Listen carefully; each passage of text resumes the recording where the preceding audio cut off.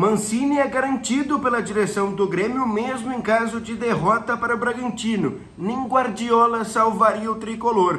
Vamos falar também sobre a situação de D'Alessandro. Ele vai vir para o Inter no ano que vem para fechar o time do Grêmio para enfrentar o Bragantino.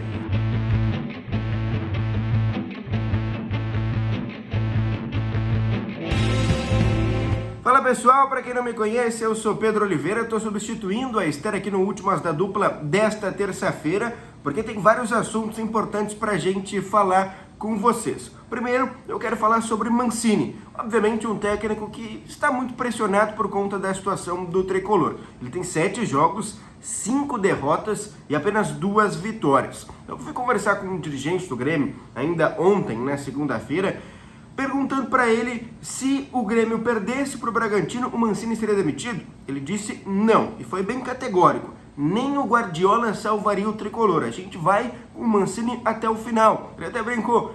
Minha mãe, se estivesse lá, não faria nada diferente. Então o Grêmio vai continuar com o Mancini mesmo em caso de derrota, salvo algum grande vexame. Um detalhe também é que o Grêmio entende que não tem nenhum outro treinador no mercado para contratar caso o Mancini seja demitido. Então não adianta trocar por trocar agora. O Mancini, na visão do Grêmio, apresenta uma certa evolução. Então por isso o tricolor continua com o Mancini até o final do Campeonato Brasileiro. O Denis Abraão já tinha falado no final de semana, já tinha dado moral para o Mancini, até colocado um pouquinho a culpa nos jogadores, mas já tinha falado que o Mancini continua. Então o Wagner Mancini continua como técnico do tricolor, independentemente do resultado desta terça-feira contra o Bragantino. É um técnico que tem o prestígio da direção, até porque não adianta, não tem muita coisa a se fazer neste momento. O Grêmio entende que o problema é outro, o problema talvez seja no grupo de jogadores, de antes dessa direção, de antes do Wagner Mancini. Então não tem muito o que fazer, esse é o grupo. O Grêmio quer vencer o Bragantino, precisa de 5 vitórias para não ser rebaixado, entende que isso pode acontecer e isso ou vai ser com o Wagner Mancini ou o Grêmio cai com o Wagner Mancini, ele vai ser o técnico do tricolor ainda nesta temporada. Quero falar também sobre D'Alessandro, porque é um jogador que vem sendo bastante pauta do Internacional nas últimas semanas. É um fato que o Inter tem o desejo de contar com o D'Alessandro no primeiro semestre do ano que vem, para o jogador poder se despedir, poder fazer o final da sua carreira no Colorado. Depois ele deve virar um dirigente ou deve virar treinador. Ele até tinha comentado que ele se vê voltando para o Inter, independente do cargo, independente se é como jogador, se é como um dirigente, ele quer voltar, entende que uma hora vai voltar para o Colorado. Na semana passada, ele tinha dado uma entrevista para a ESPN da Argentina. Ele tinha comentado que ele quer voltar para o Colorado, mas isso não depende apenas dele, não depende apenas do próprio D'Alessandro. Ele quer voltar para o Inter, mas isso é uma coisa que ele vai ter que ver com a direção do Inter. E o Inter a gente sabe que quer contar com o D'Alessandro. O Aguirre foi perguntado sobre isso depois do jogo do último final de semana contra o Atlético Paranaense. Ele disse que o Inter tem portas abertas para D'Alessandro. É um ídolo do clube e o Inter